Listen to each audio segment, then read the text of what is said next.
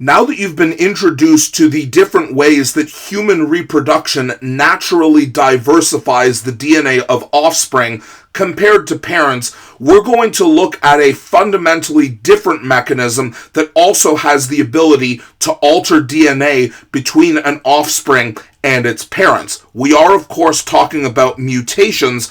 During our talk, my hope is to clarify a lot of the misunderstandings and misrepresentations that come with the term mutation that are no doubt caused in large part by popular media. The actual definition of what a mutation is actually rather boring, in that a mutation is simply defined as a permanent change that occurs to the sequence or the order of DNA bases that occurs within the genome. For example, we can see here that the base C on the top strand naturally pairs with its counterpart G on the bottom strand here.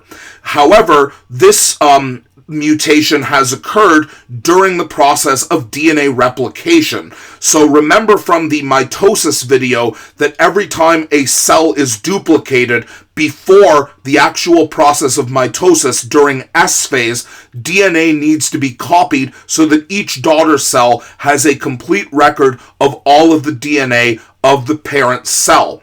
However, we can see that a mistake was made here because instead of the C pairing with G as it is normally supposed to, when the DNA is copied, an A was put in here. And again, normally this is no big deal. This is a simple mistake that your cell would be able to fix very easily with a simple proofread, which occurs, of course, during the G2 phase after the S phase.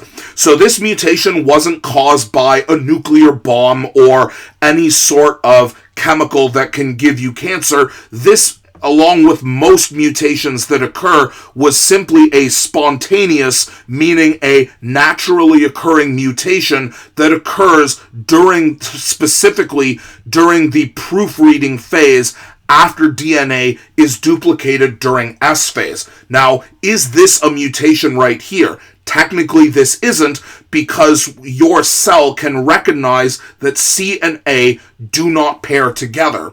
However, your cell also doesn't know which strand, the top half or the bottom half, was the original strand.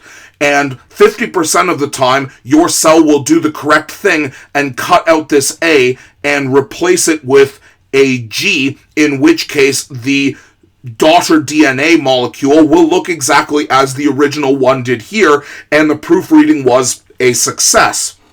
Now, what we see here is that your proofreading actually did exactly the opposite. It cut out the C, which was clearly part of the original DNA strand here, and because your cells and your DNA knows that A is supposed to pair with T, it cuts out the C that was originally there and replaces it with a T instead here. And because T and A go together, your cell does not recognize this as a mistake.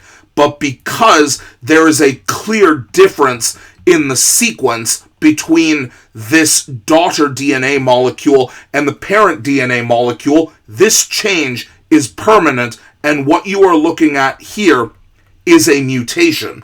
Now, what are the consequences of mutations? Well, that depends on where in the DNA sequence this mutation occurs. Some mutations, in fact, probably most mutations, have absolutely zero effect on the organism itself and are instead what we call silent mutations. On the other hand, if this occurred in a DNA sequence that regulates the cell cycle, it's possible that this one mutation has just given the cell cancer. But the actual details of predicting the consequence will have to wait until the molecular genetics unit in grade 12.